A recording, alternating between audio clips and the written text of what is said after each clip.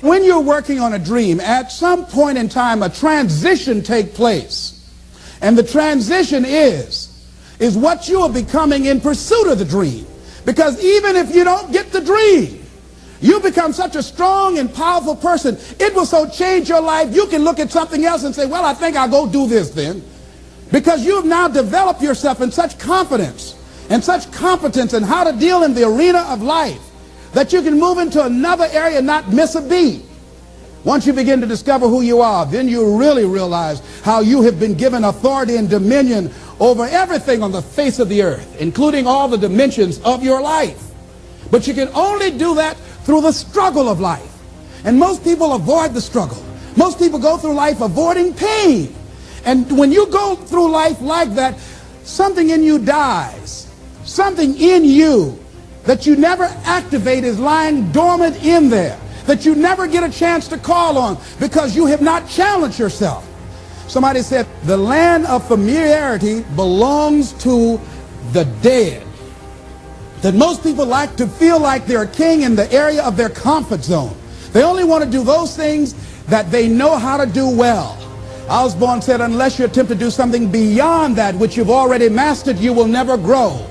So if you want to begin to grow, you've got to put something out here that you can't reach easily, that has got to make you stretch, got to make you jump for it, got to make you get back a little bit and dig in so that you can take a leap for it. And maybe you jump up there and you miss it and you skin your knees and you come back again and you bust your lip next time.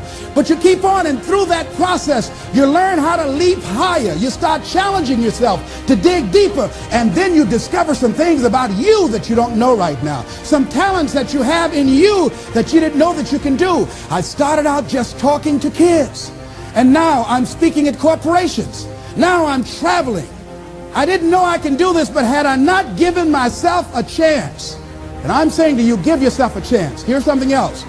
If you want to begin than to cheat trying to make a shortcut to get to my goal. I want to be able to look myself in the mirror, and that's what you want to do.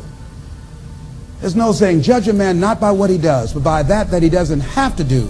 And to judge the true quality of a man is what do you do when nobody's looking. See, there's some good out there for you in the universe that has your name on it, and nobody can get your good. It has your name on it. They can't take your stuff. It's your stuff. So when you know that whatever you're seeking, it's also seeking you, you don't worry. You don't run scared. You don't think somebody's going to take it from you.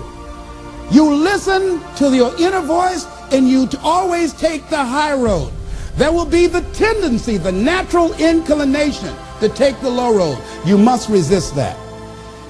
Here's something else I encourage you to do if you want to make it today. Keep your agreements. Keep your agreements that you make, and establish a network of people who will also do that. Establish a network of people in your life that you can count on, that will be there for you when you need them, and you be there for them. Leave the flakes alone, people that are seriously not serious. And if you're surrounded by flakes, that tells you who you are. Here's something else. 3 P's to have in your life. In working on your dream and doing your life work, you must be patient, persistent, and positive no matter what. Be positive no matter what, because when you are negative, ladies and gentlemen, you're sending out negative energy and you're blocking your good. So don't send out any negative energy. Don't take it personal. See, a lot of people have an idea or a dream and they give up on it. No, don't do that. Work your dream until it gets hot. See, most things don't happen as soon as we think they should happen. The messenger of misery might drop in on you and say hello. Murphy's Law might come by and thump you on the head. Any number of things can happen to interrupt your flow. It's okay. Don't take it personal.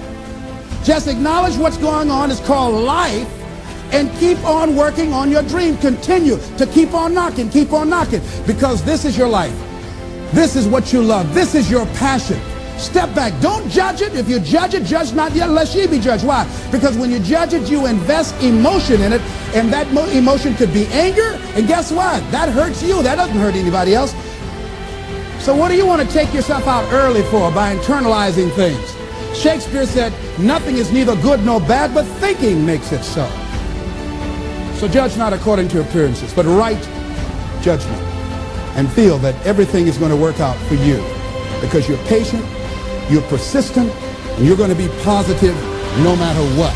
Don't allow other things or people or circumstances to determine what your reaction is going to be. So don't allow people to determine how you are going to respond to them or circumstances. Learn to look at it. Look at your life right now. If you want to keep on getting what you're getting, keep on doing what you're doing.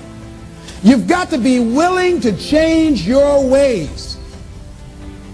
Your life is working. If you don't like what you have produced, you're a director, you are the star, you wrote this script. You produced this, whatever it is. If it's a hit, you produced it. If it's a flop, you produced it. Take ownership of it and decide to go back to the drawing board and rewrite the script that you are the star of. You have the power to do that. On this day, you can declare that I'm going to change. As you look back on your life, you can decide that I don't like what I produced here, and I want higher ground. I want to begin to experience more love. I want to have more adventure in my life. I want something that gives my life a sense of meaning. I believe, ladies and gentlemen, if we can accept the possibility of that this is the decade of consciousness. That's what I believe that this is. The decade of consciousness, if you please. A time where we can begin to create in folks' minds the idea, the possibility that we can create a more humane society, the possibility that we can create more love, communication, and understanding in relationships, the possibility that we can create a drug-free America, the possibility that we can create the kind of respect for diversity and difference in our multicultural society, the possibility that we can begin to develop the mindset to bring out the best in people, to encourage them to achieve their greatness and support them in their dreams, that if we can, in this decade of consciousness, to begin to see and envision that happening, and that we all can play a role, that we were born for such a time as this, that we showed up for this, that we survived 1 out of 9 million sperms, and we've been chosen for this great work. What an exciting time to be alive.